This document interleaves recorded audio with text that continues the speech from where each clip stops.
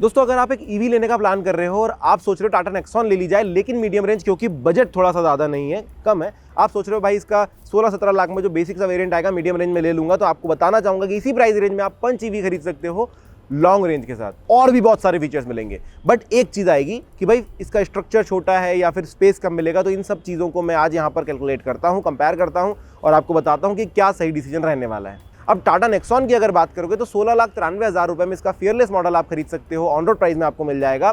वहीं अगर आप टाटा पंच ईवी की तरफ जाओगे तो इसका एम्पावर्ड प्लस सनरूफ वाला मॉडल आपको 16,48,000 रुपए में मिल जाएगा, प्लस बहुत सारी अलग अलग चीजें। अब ये मीडियम रेंज और लॉन्ग रेंज क्या है, नेक्सॉन अगर आप खरीद रहे हो मीडियम रेंज खरीदोगे तो वहां पर 325 किलोमीटर की आपको रेंज मिलेगी ऑन पेपर, यानी कि लगभग 200 से 230-240 किलोमीटर की आपको रेंज प्रोवाइड करेगी, जो प्रैक्टिकल है। अगर आप लॉन्ग रेंज खरीदते हैं नेक्सॉन में तो 465 किलोमीटर तक चल सकती थी ऑन पेपर, 350 प्लस चल सकती थी प्रैक्टिकली, पर उसके लिए बहुत ज्यादा खर्च करना पड़ता है। वहीं अगर पंच ईवी की बात करोगे तो 16,48,000 में इसका लॉन्ग रेंज वेरिएंट आपको मिल रहा है, जो कि आपको प्रोवाइड करेगा 421 किलोमीटर की रेंज ऑन पेपर, या फिर प्रैक्टिकली लगभग 350 किलोमीटर की रेंज प्रोवाइड करेगा। रेंज एंजाइटी जो है आपकी बच जाएगी। अब आगे बढ़े तो मैं आपको इनकी बैटरी समझा देता हूँ, बैटरी मोटर कौन सी लगी है। तो भाई दोनों के अंदर लगभग सिमिलर बैटरी, सिमिलर मोटर लगी हुई है, लिथियम आयन बैटरी यहाँ पर मिल जाती है। नेक्सॉन फियरलेस में आपको 30 किलोवाट आवर की बैटरी मिलती है और 2 PSMS मोटर यहाँ पर लगी हुई है, जो कि सीधे फ्रंट एक्सल में जुड़ जाती है। और जो बैटरी है फ्लोर पैन पर डली हुई है पूरी की पूरी, तो गाड़ी के अंदर स्पेस का कोई प्रॉब्लम नहीं आता। जैसे टियागो वगैरह में आपने देखा होगा भाई पीछे वाली सीट के नीचे लगी हुई है, वैसा नहीं है, पर पूरा फ्लोर पैन पे बिछाया गया है। पंच के अंदर देखोगे तो क्योंकि लॉन्ग रेंज वेरिएंट है, बैटरी थोड़ी ज्यादा दी गई, 35 किलोवाट आवर की बैटरी दी गई है और एक PSMS मोटर यहां पर दी गई है, फ्रंट एक्सल में वो भी कनेक्टेड है। लेकिन जब एक्सेलरेशन की बात आती है तो आपको दिखेगा कि भाई नेक्सॉन का एक्सेलरेशन थोड़ा सा ज्यादा है। नेक्सॉन 9.2 सेकंड में 0 to 100 की स्पीड पकड़ लेती है, जबकि 9.5 सेकंड लगते हैं पंच को। बहुत बड़ा डिफरेंस है? बिल्कुल डिफरेंस नहीं है, बहुत छोटा सा डिफरेंस है। और इतना ज़्यादा एक्सेलरेट करना किसको है?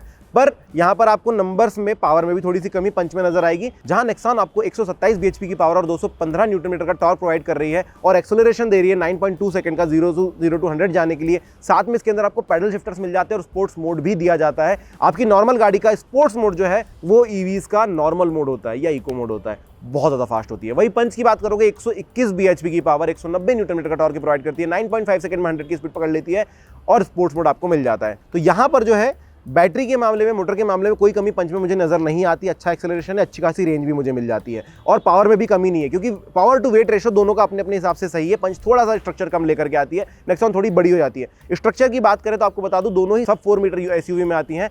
पंच को थोड़ा सा माइक्रो SUV कहा गया था, लेकिन इसका जो प्लेटफॉर्म है उसको प्योर EV प्लेटफॉर्म कहा गया है जब ये लॉन्च हुई थी। और आपने देखा होगा कि भाई इसको थोड़ा सा लेंदी बनाया गया है, जिसकी वजह से इसमें बैटरी ज़्यादा अच्छे से फिट हुई है और रियर सीट पर भी अच्छा खासा स्पेस मिलता है। तो नेक्सॉन के मुकाबले हाँ थोड़ा कम आपको स्पेस मिलेगा, लेकिन इतना ज़्यादा फर्क नहीं पड़ने वाला कि उसके लिए आप एक गाड़ी कैंसिल कर दो या फिर आप इसके फायदों को नजरअंदाज करो। पहला फायदा तो यही कि 100 किलोमीटर की रेंज आपको एक्स्ट्रा मिल रही है। अभी पहले हम डायमेंशंस की बात करते हैं। तो नेक्सॉन की लेंथ यार 3994 mm है। अगर चौड़ाई देखेंगे तो 1811 mm की चौड़ाई मिलती है और 1616 mm की आपको ऊंचाई इस गाड़ी में मिल जाती है। साथ ही साथ 2498 mm का व्हील बेस आपको मिलता है, जिसकी वजह से इसकी टर्निंग रेडियस वगैरह काफी बढ़िया से होती है और कोई तकलीफ नहीं आती है आपको। साथ ही साथ 205 mm का ग्राउंड क्लियरेंस आपको नेक्सॉन के अंदर मिलता है, तो आप किसी भी प्रकार के टेरेन में ले जा सकते हो। ईवी है, अच्छा खासा पावर है, कहीं पर भी तकलीफ आपको नहीं जाएगी। और टायर्स की बात करोगे 215 mm चौड़े, 60% की प्रोफाइल और R16 के टायर के साथ ही आती है। रेडियल टायर लगे हुए हैं 16 इंच के व्हील के साथ।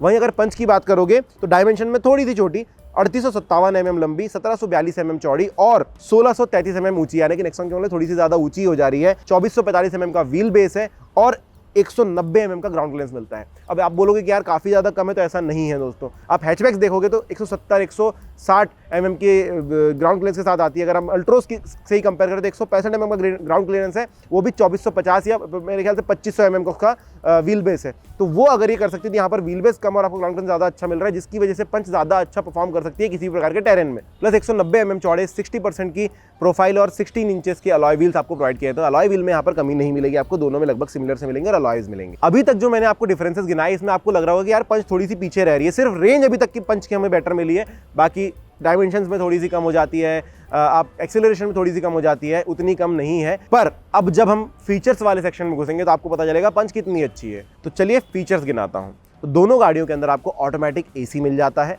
दोनों गाड़ियों के अंदर आपको ऑटो फोल्ड ORVM का फीचर मिल जाता है। दोनों गाड़ियों के अंदर आपको 8 वे एडजस्टेबल ड्राइवर सीट मिल जाती है और 6 वे एडजस्टेबल को ड्राइवर सीट मिल जाती है। दोनों गाड़ियों में आपको one touch down window driver side window का ऑप्शन मिल जाता है, लेकिन पंच आपको वन टच अप का ऑप्शन भी एक्स्ट्रा दे देती है। नेक्सॉन के अंदर आपको रियर AC वेंट्स भी मिल जाएंगे। ब्लोअर है सिंपल से, ज्यादा कुछ उसमें फर्क नहीं पड़ेगा, लेकिन आपको एक्स्ट्रा चीज पंच में क्या मिलती है कि आपको वेंटिलेटेड सीट्स मिलती है। नेक्सॉन के लिए आपको हायर वेरिएंट पर जाना पड़ेगा, लेकिन कूल टाइप की यहाँ पर वेंटिलेटेड सीट्स आपको पंच के अंदर मिल जाएगी, जो कि आपको गर्मी में और ज्यादा अच्छी लगने वाली है। प्लस पंच के अंदर आपको एक सनरूफ एक्स्ट्रा मिल जाती है, जो कि नेक्सॉन में आप इस प्राइस बजट में तो नहीं मिलेगी। दोनों गाड़ियों के अंदर रियर पार्किंग सेंसर्स अवेलेबल है, लेकिन नेक्सॉन इस प्राइस बजट में आपको सिर्फ रियर कैमरा देती है। पंच आपको 360 डिग्री कैमरा प्रोवाइड कर देती है रियर सेंसर के साथ, तो आपको पार्किंग के लिए और ज्यादा हेल्प हो जाती है। साथ ही साथ पंच के अंदर आपको ऑटो होल्ड पार्किंग ब्रेक भी मिल जाएगा, तो एक चीज से और आपको निजात मिल जाएगी। साथ ही साथ दोनों गाड़ियों के अंदर टच स्क्रीन सिस्टम मिलते हैं। नेक्सॉन जहां 10 इंच देती है, वहीं पर 10.24 इंचेस का टच स्क्रीन सिस्टम आपको पंच में मिल जाएगा। नेक्सॉन में 8 स्पीकर मिल जाएंगे, पंच के अंदर 6 स्पीकर मिल जाएंगे, और दोनों के साइज कैबिन साइज के हिसाब से दोनों ही परफेक्ट होते हैं। दोनों ही गाड़ियों के अंदर इलेक्ट्रिकल टेल गेट रिलीज आपको मिल जाएगा। साथ ही साथ और एक एक्स्ट्रा चीज आपको पंच देती है, वो है रेन सेंसिंग वाइपर। हालांकि एक ही बटन दबानी होती है, लेकिन सेंस करके चल रहे तो और भी ज्यादा अच्छा लगता है। तो फीचर वाइज भाई यहाँ पर पंच क्लियरली विन कर जाती है, आगे बढ़ जाती है, और मुझे लगता है कि इतना ज्यादा साइज में फर्क नहीं है कि मैं उस चीज को नजरअंदाज करके ये सारे फीचर्स को छोड़ दूंगा,